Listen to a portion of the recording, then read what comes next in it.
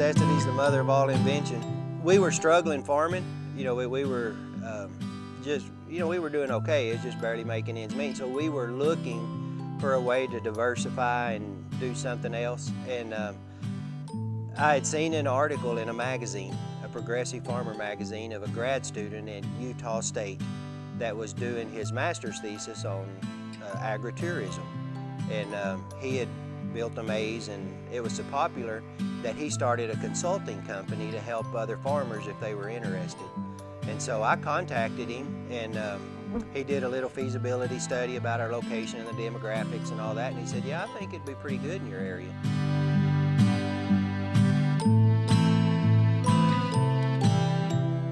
One thing led to another, so the next spring we planted corn, and at that time I was farming this section here, and this was a 30-acre corner out of a center pivot.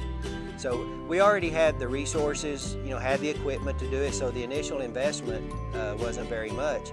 And we planted 12 acres.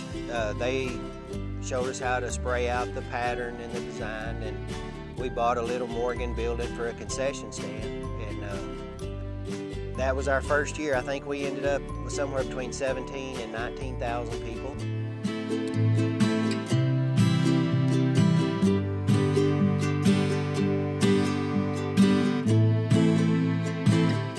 From that, we decided, yeah, we'll try it again. So the next year we added, I think we did the windmill, and then the next year the trees, and then we did all the grass. And so it's evolved, you know, as we've gone along, and the attendance has kept up with it. And I didn't ever dream that we would be here. You know, when we started, I thought it'd be a fad, it'd last 2 or 3 years, and then, you know, I didn't know anybody would want to continue to come back and walk through a cornfield. But we started seeing the same people, you know, over and over, and we decided we'd just grow with it.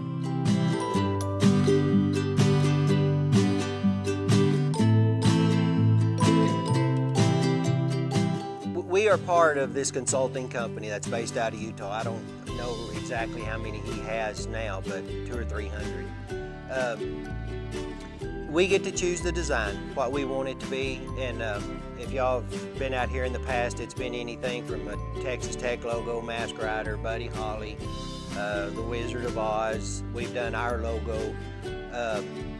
This year it is Quanah Parker, the last Comanche chief.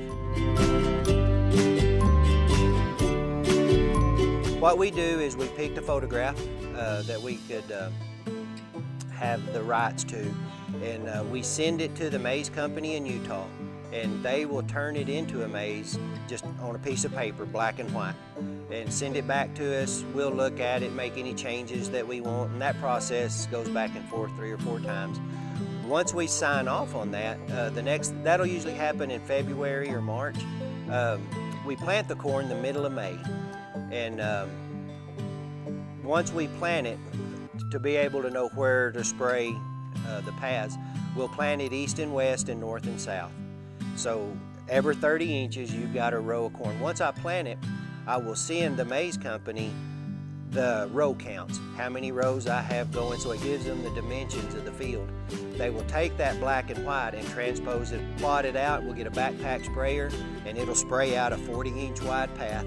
The corn that we spray dies, the rest of the corn grows, and then throughout the summer, all we'll have to do is just water and fertilize the corn, and then make sure the paths stay clean. You know, the weeds don't come up in the path. And corn maize is ready.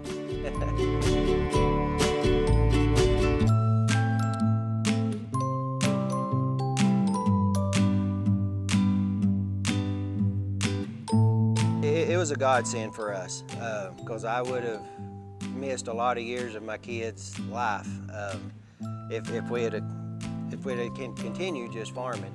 And so them being able to be a part of it and help, it's been a good thing. It really has.